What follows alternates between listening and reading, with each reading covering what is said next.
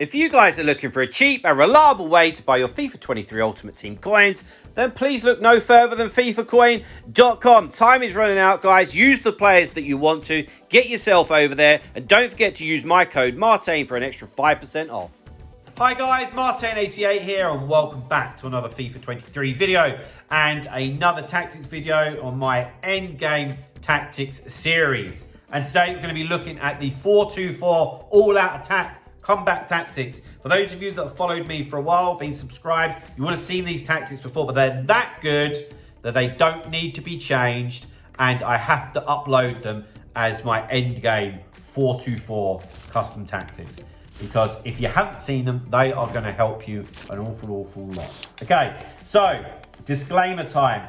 These tactics are used for when you are losing. Okay, so if you're 20 minutes from the end, 15 minutes from the end, and you are chasing the game, switch these bad boys and it will help you get back in the game, okay? It won't always, you'll get hit on the counter sometimes, but I guarantee you, if you was in this position 10 times, 3, 4, 5 times out of 10, it's gonna get you back in the game, okay? So let's have a quick look at the tactics. Before we do, guys, I did just wanna remind you, I am offering online coaching. So if you do wanna get better at the game or get yourself prepared for EAFC, then please get in touch. My email address is martinfifa88@gmail.com. Promise you we'll be able to improve you, so get in touch. Right, defensive style, constant pressure. Obviously, we want to get back in the game. We need to put as much pressure on our opponent as humanly possible, okay? And make them melt, if I'm being quite honest with you.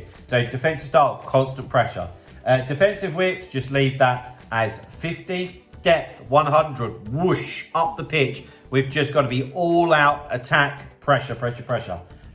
Build up play, fast build up. Okay, of course, when we get it, we want to go. The name of the game with this tactic is pace and catching your opponent by surprise. Okay, some people that I've coached that haven't got on with this initially, honestly, it's just because it's all happening too fast for them.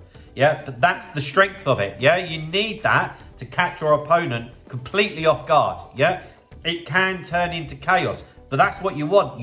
You're losing the game. You know I'd argue that you're probably not the better player. So we've got to do something different. And when a game turns chaotic, that could be a bit of a leveler. And in some situations, that will turn in your favor. Okay, so fast build-up play. Direct passing. We want runs. We want options all over the place. We want the other guy's head to be going, what am I doing? Who am I covering? What's going on here? I can't clear it. All that type of stuff, okay? Offensive width, 80. You might be like, why is that so high? Because it's 4-2-4. We want the width, okay? We don't want everyone crowded in the middle because that will help him. We want to drag the team out so that, yes, we've got a lot of people forward, but there is still space to play in. Players in the box, 10. Of course, go for it. Corners and free kicks, I still think it just depends on how you play in your corner routines and your free kick routines. Right. Instructions. So, of course, you can see my team on screen here. The reality is, though, that you've put 5 substitutes on, or you should have done. Okay, so if you're going to change to this, make sure that you change to it quickly, then stop it and make your subs. Because what you want is the surprise factor for that first attack for your opponent to be like, whoa, what's he changed, okay? Don't change it with a bunch of tired players and then put your subs on because he'll have a better idea of what you're doing. So yeah, get your speedsters on, you know, your Diabys, your Alawarans, just all, you know the drill. All them type of guys, get them on the pitch, okay? And then switch to it, all right? So, 2 centre-backs are stay back while attacking, okay? They're the 2 that are still going to try it and hold things together because, of course, we don't just want to be a complete sitting duck. Yes, we are more exposed. Definitely going to be exposed to a counter-attack. But if you just hold position, don't dive in, you can still win the ball back a few times. And, of course, you're really counting on every time that you get in an attack, can you create something to score a goal, you know? 2 fullbacks realistically end up like wingers, all right? So balanced attack, and they will end up like left mid and right mid, to be honest. And I use them to take the ball up the pitch, if I'm being honest with you. So into the two centre mids.